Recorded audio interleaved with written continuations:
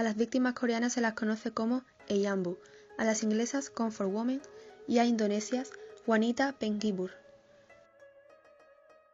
Con los años se convertirían en símbolos contra la explotación sexual.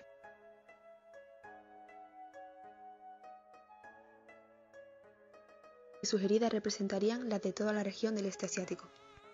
Surcoreanos han hallado imágenes de varias mujeres que se cree que fueron explotadas sexualmente por el ejército japonés durante la Segunda Guerra Mundial.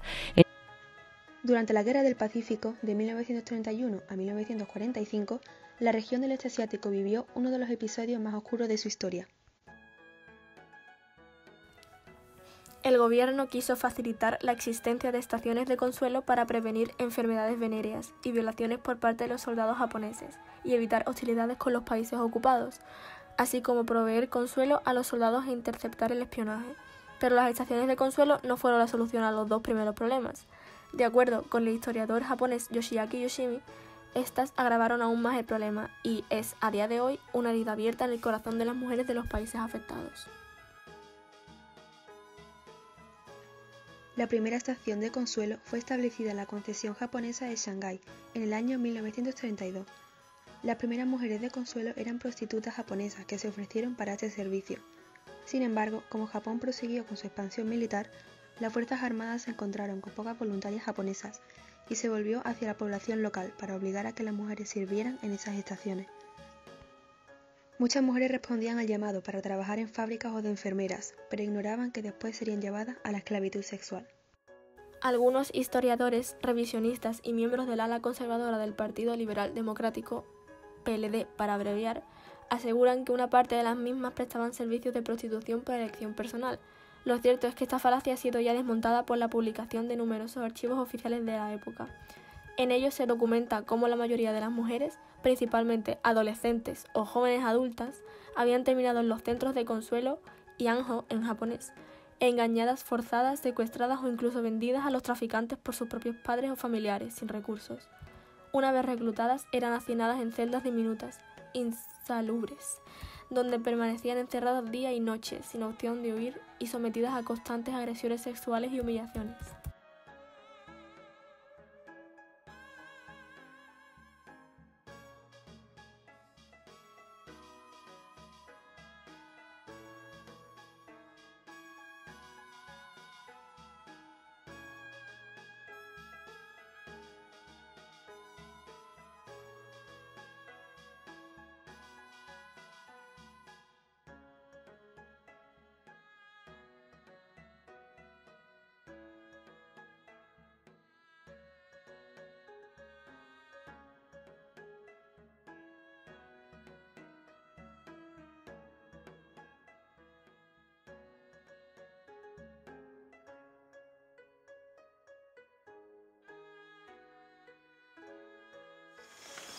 근데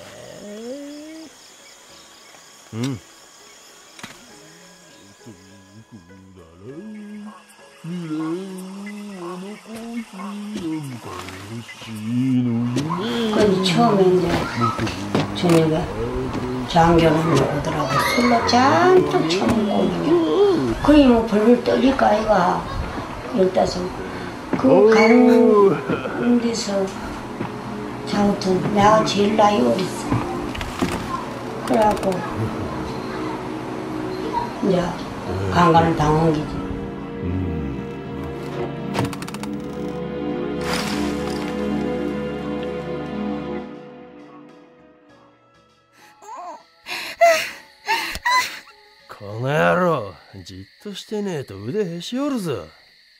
이제 자꾸 이제 그 상대 안 하려고 내가 막 바람을 이렇게 앞에를 찌르는.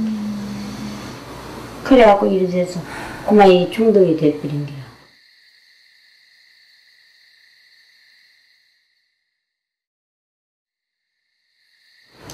뭐 숫자도 헤아릴 수 없고 토요일, 일요일 날은 말도 못해.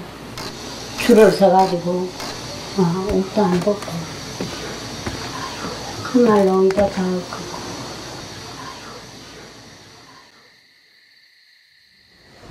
어이, 뭐 왔다のかい? 정말.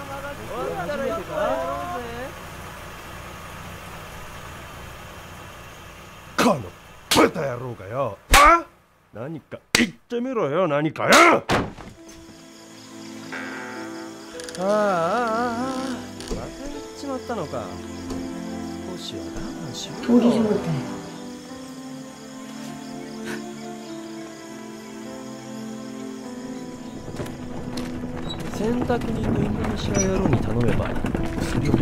그만 개 한 마리 죽으면 내가 갖다가 묻어버리도 이렇게 그랬지. 장례식이 어디 있나 거기서.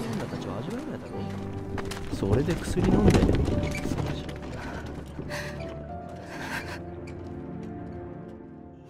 그 금기라 마라리아 먹는 거 그 약을 40알로 내가 구했는 게 2개씩 3개씩 그렇게 한국 사람이 군의가 아니었다.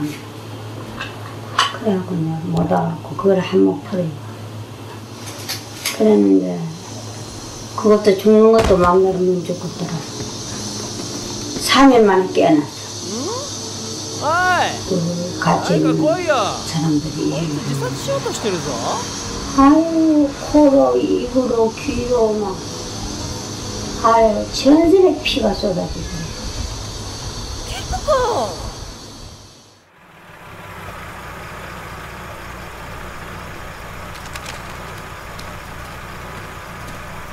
어이, 출발! 일주일에 한 번씩 검사하러 가고 병원이 야전병원이 부대 안에 또 있고 또 이제 따로 또 병원이 이렇게 큰 데가 있어요. 그 나가면 그 인도네시아 원주민들 그 사람들을 보면 그리 반갑고 그렇더라고.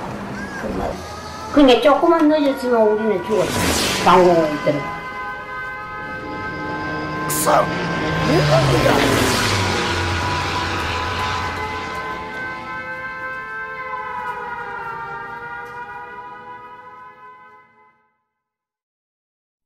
내가 고아가 돼버린 게라 아버지도 돌아가셨지, 어머니도 돌아가셨지, 또 하인들도 전부 다 못버리 다 흩어져.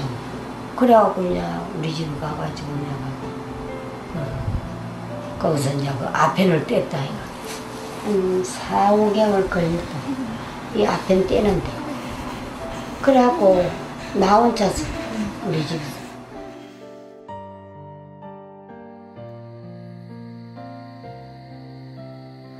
이제 난제는 오래된 게 오나 목숨만 부지하자. 목숨만 살면 내 몸을 뺏어가도 내 마음만이는 안 뺏어간다. 그런 정신으로 내가 살았지. Era tan grande la cantidad de consumidores y la carga de trabajo que tenían que soportar sus órganos sexuales que los cuidadores de las prostitutas les introducían barras de algodón cubierto de permanganato potásico para aliviar y evitar infecciones. Cada 7 días las mujeres consuelo eran revisadas por médicos y cada quincena las inyectaban el 606, que era un medicamento para prevenir la sífilis y provocaba el aborto. Con los años se supo que como consecuencia muchas mujeres nunca consiguieron ser madres. Intentar evitar el infierno que suponía ser dama de consuelo normalmente significaba la muerte, porque miles de mujeres que cansadas de la prostitución intentaban escapar fueron primero apalizadas y luego asesinadas.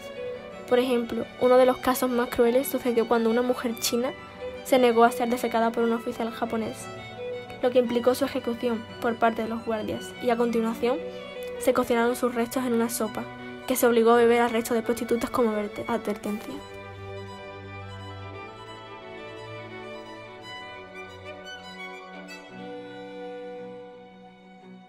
Se tentó a las mujeres coreanas con la oferta de un trabajo de auxiliar en el frente como lavanderas de la ropa de los militares a cambio de una alta suma de dinero. Por desgracia, la realidad era muy distinta. Cuando llegaban a los campamentos, nada más entrar, eran encerradas en habitaciones y eran tumbadas en las camas, para a continuación ser forzadas a tener sexo bajo amenaza de muerte. Cuando el ejército imperial japonés ocupó las Indias Orientales holandesas, Indonesia, en 1942, una vez más, miles de indonesias fueron forzadas a convertirse en prostitutas, aunque en este caso segregadas según la raza o etnia indígena del archipiélago, a gusto del consumidor.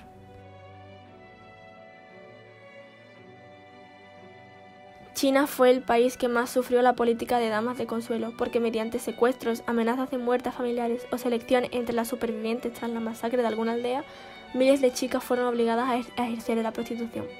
No solo el número de esclavas fue mayor en China que en otras zonas de Asia, sino que además las condiciones fueron peores, porque ni siquiera se les pagaba sueldo, ya que únicamente tenían derecho a una pésima ración de comida por aguardar las fuerzas. Las europeas o las chicas occidentales capturadas por el imperio japonés en Indonesia se salvaron de la prostitución forzosa.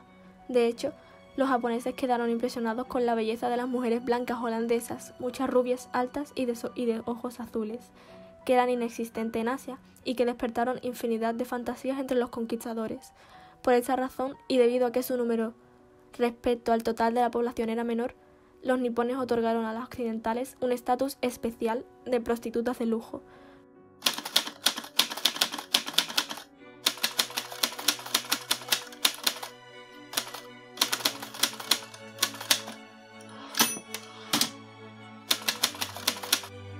De la guerra llegaría el silencio, a menudo acompañado por la discriminación, el ostracismo y la negación de las víctimas.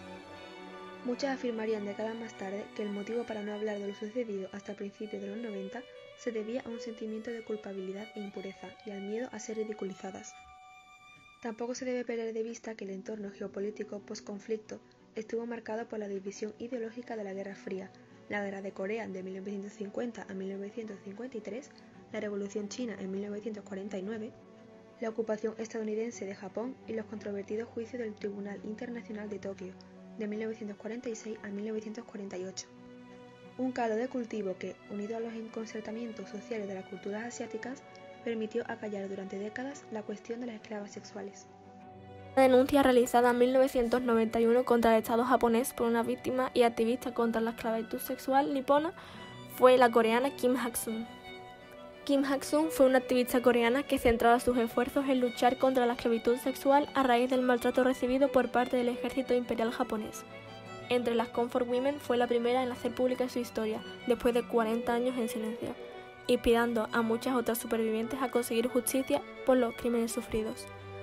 Gracias a la valentía de Kim, muchas otras supervivientes siguieron sus pasos, iniciando un movimiento que sobrepasó las fronteras coreanas e inició un diálogo a nivel internacional.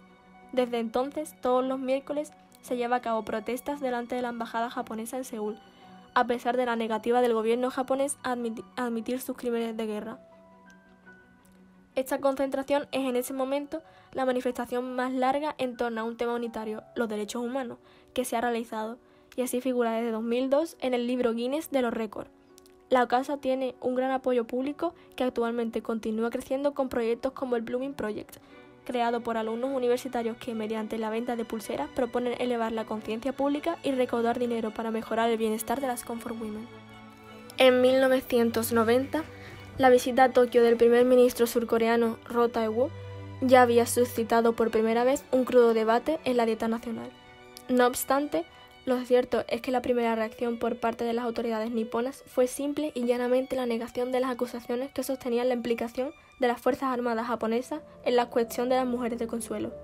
Esta posición se fue revirtiendo gradualmente como consecuencia de la publicación de una cantidad cada vez mayor de material que demostraba la implicación de las autoridades japonesas en la esclavización de las mujeres de consuelo. La Declaración de Kono de 1993 supuso en este sentido un primer paso a la dirección adecuada para comenzar a destapar las vergüenzas del pasado. Sin embargo, los sectores más conservadores del PLD se apresuraron a señalar que, dado que los convenios de Ginebra de 1949 no habían entrado en vigor en la fecha de los crímenes imputables, Japón no había incurrido en su momento en una violación del derecho internacional. Los convenios de Ginebra y sus protocolos adicionales son la piedra angular del derecho internacional humanitario, es decir, el conjunto de normas jurídicas que regulan la forma en que se pueden librar los conflictos armados y que intentan limitar los efectos de estos. Ese tema lograría captar la atención de numerosos movimientos feministas y otros actores de la sociedad civil, lo cual incrementó el poder negociador de las supervivientes y dio difusión internacional a su caso.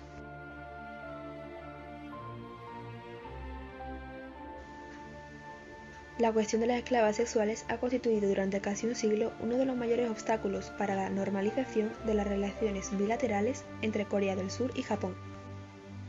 Por ello, El acuerdo bilateral firmado en diciembre de 2015 entre Shinzo Abe y Park Geun-hye supuso un importante paso adelante en el reconocimiento de las responsabilidades niponas con respecto a los crímenes cometidos durante la Guerra del Pacífico contra este colectivo.